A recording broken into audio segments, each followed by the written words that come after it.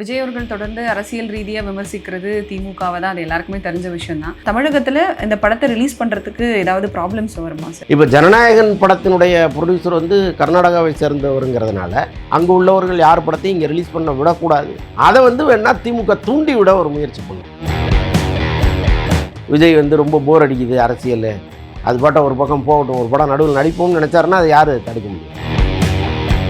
சிம்பு வச்சு படம் பண்ணுறதுக்கு வெற்றிமாறன் தயாராகிட்டார். அது வட சென்னை 2ங்கிறது தான் அதில் பெரிய ஆச்சரியமான விஷயம். இதே வட சென்னை பேக்ட்ராப்பில் நீங்கள் எந்த படம் வேணாலும் பண்ணீங்க, வட சென்னை 2ல் கையை வைக்காதீங்க அப்படிங்கிறது தான் வெற்றிமாறனுக்கு மறைமுகமாக அவர் சொல்கிற மெசேஜ். இப்போ இங்கே இருக்கிற ஹீரோக்களுக்கு என்ன கெட்ட பழக்கம் அப்படின்னா, படம் வெற்றி படம்னா நீங்கள் சம்பளத்தை ஏற்றலாம், அதில் ஒரு நியாயம் இருக்குது. படம் வந்து ஃப்ளாப்பாக சம்பளத்தை ஏற்றிட்டே இருக்காங்க. சூர்யாவும் ரெடியாக இருக்கார், ஆனால் சூர்யா சில கண்டிஷன்ஸை வைக்கிறாரு, அதை வந்து வெற்றிமாறனால் நிறைவேற்ற முடியல. ரெட்ரோ மீடியா நேயர்களுக்கு வணக்கம். நான் கலைப்ரியா பழனி. இன்னைக்கு நம்ம கூட யார் இருக்காங்க அப்படின்னா, வலைபேச்சு அந்தணன் சார் தான் இருக்காங்க. வணக்கம் சார். வணக்கம். எப்படி இருக்கீங்க? நல்லா. Super sir. இப்போ வெற்றிமாறன் அவர்களோட இயக்கத்தில் அடுத்து என்ன படம் வரப்போகுது அப்படிங்கிற எதிர்பார்ப்பு தமிழ் சினிமாவில் இருந்துக்கிட்டே இருக்குது. வாடிவாசல் படம் குறிப்பாக எப்போ வரும் அப்படிங்கிற கேள்வி இருக்குது. ஸோ இதை பற்றின அப்டேட் ஏதாவது இருக்கா சார்? வாடிவாசல் ட்ராப்புங்கிறது தான் இப்போ உள்ள அப்டேட்டு. என்ன காரணங்கிறது தெரியும், ஏன்னா இத்தனை வருஷமாக இதோ அதோன்னு போயிட்டே இருந்துச்சு. வெற்றிமாறன் வந்து விடுதலை முடிச்சுட்டு தான் வாடிவாசலுக்கு வரணுங்கிற ஒரு சூழ்நிலை இருந்துச்சு. இப்போ என்னென்னா விடுதலையை முடிச்சிட்டார், விடுதலை பார்ட் 1 பார்ட் 2 ரெண்டையும் முடிச்சுட்டு வந்துட்டார். சூர்யாவும் ரெடியாக இருக்கார், ஆனால் சூர்யா சில கண்டிஷன்ஸை வைக்கிறாரு, அதை வந்து வெற்றிமாறனால் நிறைவேற்ற முடியல. அதுதான் இப்போ இருக்கிற பிரச்சனை. என்னென்னா, இப்போ தானுசார்ட்ட அவர் கமிட் ஆகும் பொழுது அவருடைய சம்பளம் வந்து 30 கோடி சூர்யாவுக்கு. இன்றைக்கி 65 கோடி சம்பளம் வாங்குகிறாரு. ஆர்ஜே பாலாஜி படம் வந்து ஹிட் ஆச்சுன்னா அது 75 கோடி 80 கோடியாக மாறுவதற்கு வாய்ப்புகள் இருக்குது. இப்போ இவர் என்ன சொல்கிறாருன்னா, நான் இப்போ தானுசார்ட்ட போய் என் சம்பளத்தை ரைஸ் பண்ணி கேட்க முடியாது, ஏன்னா அன்றைக்கி வந்து ஒரு கமிட்மெண்ட்டை தான் நான் ஹானர் பண்ணணும். நீங்கள் எப்போவுமே ஒரு படத்தை ஸ்டார்ட் பண்ணிங்கன்னா 2 பார்ட்டில் கொண்டு போய் முடிக்கிறீங்க, அப்போ இதை ஒரு பார்ட்டு தான் எடுப்பேன் அப்படின்னு எனக்கு அக்ரிமெண்ட்டாக கொடுங்க அப்படின்னு கேட்குறாரு அவர். இப்போ இவர் என்ன சொல்கிறாரு, என்னால் ஒரு பார்ட்டாக எடுக்க முடியும் சொல்ல முடியாது இப்போ, ஏன்னா இப்போ இந்த படம் வந்து நான் எடுப்பேன், அது போயிட்டே இருந்ததுன்னா போயிட்டே இருக்கும், என்னால் கண்ட்ரோல் பண்ண முடியாது, அது 2 பார்ட்டாக வந்துருச்சுன்னா நான் என்ன செய்ய முடியும் அப்படிங்கிறாரு. அப்போது சூர்யா என்னென்னா, நான் போய் 2வது பார்ட்டுக்கு எனக்கு சம்பளம் கொடுங்கன்னு தானுசார்ட்ட கேட்க முடியாது, ஏன்னா எனக்கும் அவருக்குமான பழக்கம் அப்படி இருக்குது. அப்போது இதில் வந்து நடிப்பதில் எனக்கு சிக்கல் இருக்குது, நீங்கள் வந்து தெளிவாக ஒரு பார்ட்டு தான் எடுக்க போகிறேன்னு சொல்லுங்கள், நான் வர்றேன், இல்லைன்னா வரமாட்டேன், இல்லைன்னா இன்னொன்று வந்து நீங்கள் எப்போ ஆரம்பிப்பீங்க எப்போ முடிப்பீங்கன்னு சொல்லுங்கள், ஏன்னா நீங்கள் ஆரம்பிக்கிறது தெரியுது, முடிக்கிறது எப்போன்னு தெரிய மாட்டேங்குது, ஸோ அதையும் எனக்கு வந்து கான்ஃபிடென்ட்டாக சொல்லுங்கள் அப்படின்னா 2 வருஷம் டேட்டு கேட்டிருக்காரு. 2 வருஷம் கொடுக்குறதுக்கு அவர் தயாராக இருக்கார், ஆனால் 2 வருஷத்தில் முடிச்சிருவீங்களா, அதுக்கு எனக்கு உத்தரவாதம் கொடுங்கன்னு கேட்குறாரு. ஸோ இந்த மாதிரி அடுக்கடுக்கான சூர்யாவின் கேள்விகளால் மிரண்டு போன வெற்றிமாறன் வந்து, சரி இப்படியே தொடர்வதில் பிரயோஜனம் இல்லை, நீங்கள் படம் பண்ணிட்டு வாங்க, நானும் சில படங்களை பண்ணிட்டு வந்துடுறேன், அதுக்கப்புறம் எப்போயாவது வாடிவாசல் பற்றி யோசிக்கலான்னு அனுப்பிச்சிட்டாங்க. இதுதான் இப்போதைய நிலவரம். கண்டிப்பாக சார். இப்போ நீங்கள் சொன்ன மாதிரி வெற்றிமாறன் அவர்கள் அடுத்ததாக வேறு படம் பண்ணலாம் அப்படிங்கிற ஐடியாவில் இருக்காங்க. சிம்பு கூட சேர்ந்து ஏதோ படம் பண்ண போகிறதா கேள்விப்பட்டோமே சார். ஆக்சுவலாக சிம்பு அவரும் மீட் பண்ணி ஒரு 20 நாளைக்கு முன்னாடி ஒரு கதை பேசியிருக்காங்க. அதுக்கு முன்னாடியே வந்து சிம்பு வச்சு படம் பண்ணுறதுக்கு வெற்றிமாறன் தயாராகிட்டார். அது வட சென்னை 2ங்கிறது தான் அதில் பெரிய ஆச்சரியமான விஷயம். ஆமாம், ஆனால் தனுஷ் வந்து நீண்ட நாட்டில் வந்து நீண்ட வருடமாகவே வட சென்னை 2க்காக காத்திருக்கார். குபேராவோட ஆடியோ லான்ச்சில் கூட சொல்லித்தார் இல்லையா, அந்த ஆடியோ லான்ச்சில் சொல்வதற்கு முன்னால் தான் வெற்றிமாறன் போய் தனுஷை பார்த்துட்டு இந்த மாதிரி வட சென்னை பார்ட் 2 வந்து நம்ம நீண்ட காலமாக பண்ணலான்னு நினச்சிக்கிட்டு இருக்கோம், ஆனால் இன்றைக்கி நீங்கள் ரொம்ப பிஸி ஆகிட்டீங்க, ஒரு 6-7 படம் கையில் வச்சுருக்காரு தனுஷ். இப்போ நீங்கள் இந்த படத்தெல்லாம் முடிச்சுட்டு வட சென்னை 2க்கு வர்றதுக்கு ரொம்ப காலம் ஆகும், எனக்கும் வந்து அந்த படத்தை உடனே முடிச்சு கொடுக்கணுங்கிற ஒரு எண்ணம் இருக்குது. ஸோ அதனால் வந்து நான் சிம்பு வச்சு பண்ணிக்கிட்டுமா அப்படின்னு கேட்டதாக ஒரு தகவல் இருக்குது. அதில் வந்து தனுஷ் கொஞ்சம் வருத்தம் இருந்தாலும் அதை வெளியில் காமிச்சிக்காமல் சரி ஓகே நீங்கள் பண்ணுங்க அப்படின்னு சொல்லிட்டாரு. சொன்னவர் தான் குபேரா ஆடியோ லான்ச்சில் வட சென்னை 2 வருதுன்னு அனௌன்ஸ் பண்ணுறாரு. அப்போ என்ன அர்த்தம்னா, நீங்கள் வேறு ஒரு படம் பண்ணீங்க, இதே வட சென்னை பேக்ட்ராப்பில் நீங்கள் எந்த படம் வேணாலும் பண்ணீங்க, வட சென்னை 2ல் கையை வைக்காதீங்க அப்படிங்கிறது தான் வெற்றிமாறனுக்கு மறைமுகமாக அவர் சொல்கிற மெசேஜ். ஸோ அதனால் அது என்ன பண்ண போகிறாங்கன்னு தெரியல. ஆமாம், ஆனால் சிம்பு வெற்றிமாறன் படம் வந்து வட சென்னை பேக்ட்ராப்பில் நடக்குது, இந்த கதையாங்கிறது தெரியல. Okay sir. ஆமாம். இப்போ சியான் விக்ரம் அவர்கள் தொடர்ந்து நிறைய படம் பண்ணாலுமே பெரிதளவில் பேசப்படவே இல்லை. அடுத்ததான் ஒரு படம் பண்ணுறதா இருந்தார் மடோனா அஸ்வின் அவர் கூட சேர்ந்து. ஆனால் அந்த படமும் ட்ராப் ஆயிடுச்சு அப்படின்னு சொல்கிறாங்களே சார். ஆமாம், அதில் வந்து நிறைய காரணங்கள் இருக்குது. ஆக்சுவலாக அந்த படத்தினுடைய தயாரிப்பாளர் ஒரு ஃபைனான்சியர்கிட்ட பேசிகிட்டு இருந்தார். அந்த ஃபைனான்சியர் மீது இப்போ ஒரு இடி வழக்கு இருக்குது. ஸோ அதனால் அவர் வந்து இப்போ மணி ஃப்ளோவை நிறுத்திட்டார். அது முதல் காரணம். ரெண்டாவது காரணம், விக்ரம் வந்து படம் தோல்வியடைய அவர் சம்பளத்தை ஏற்றிக்கிட்டே இருக்கார்.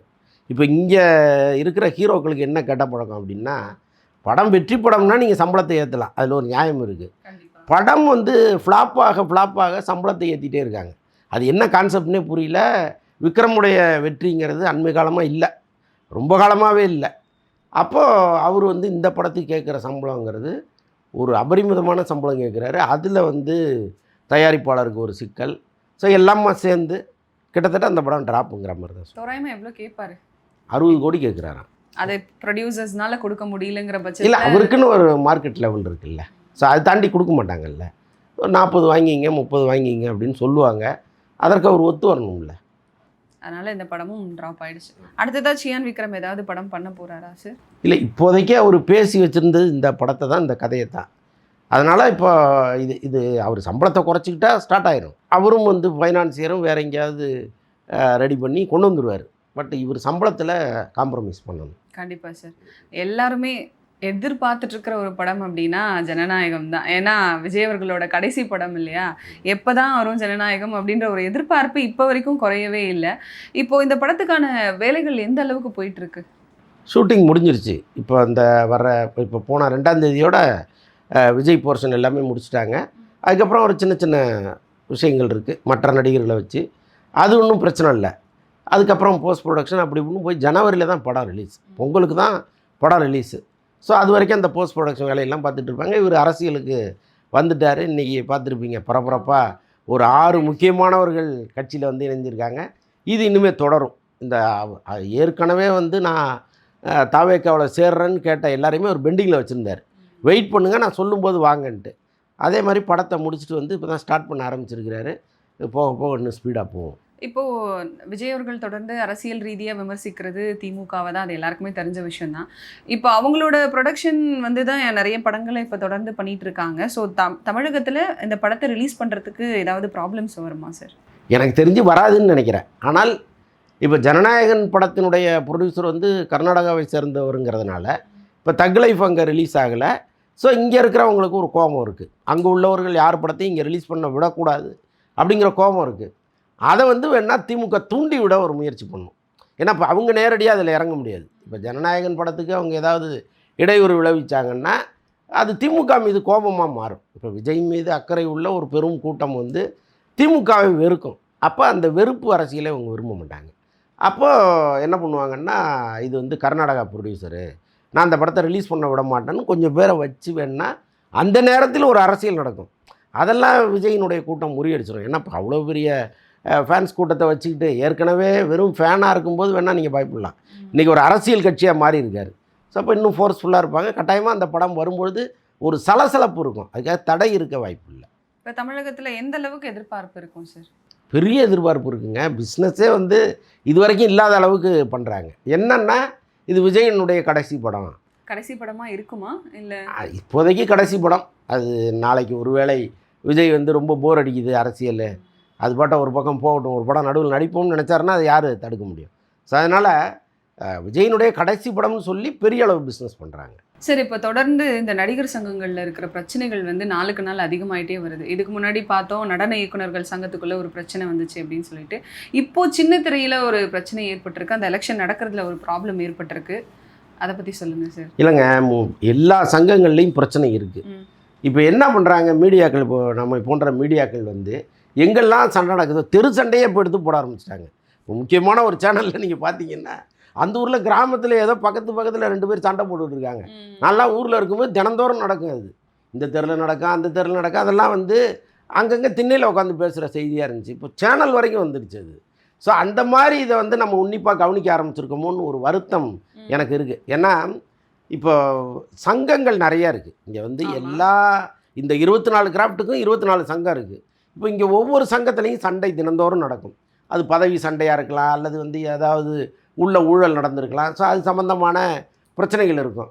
இப்போ நாம் ஒவ்வொரு சங்கத்துக்குள்ளேயும் போயிட்டு இருந்தோம்னா அதனுடைய முடிவு என்னவாகும்னு நமக்கு தெரியல. ஸோ அதனால் இக்னோர் பண்ணணும் இதெல்லாம். இப்போ டான்சர்ஸ் யூனியனில் ஒரு சண்டை நடந்தது. இது அதில் லியோவை மையப்படுத்தி நடந்ததுனால அதில் ஒரு அட்ராக்ஷன் கிடச்சிது. என்னென்னா விஜய் படத்தில் 35 லட்சம் ரூபா திருடிட்டாங்களா அப்படின்ட்டு போனாங்க இல்லையா, எல்லாருமே அதை பார்க்க ஆரம்பித்தாங்க. இப்போ இங்கே நீங்கள் என்ன சொல்லுவீங்க? இங்கே நடக்கிறதெல்லாம் பதவி சண்டை. இப்போ விரைவில் தேர்தல் வரப்போகுது. அப்போ அந்த தேர்தலில் நிற்பவர்களும் ஏற்கனவே இருந்தவர்களும் சண்டை போட்டுருக்காங்க. ஸோ அதனால் அதெல்லாம் நம்ம இக்னோர் பண்ணிட்டு போயிடுவோம், வேண்டாம்.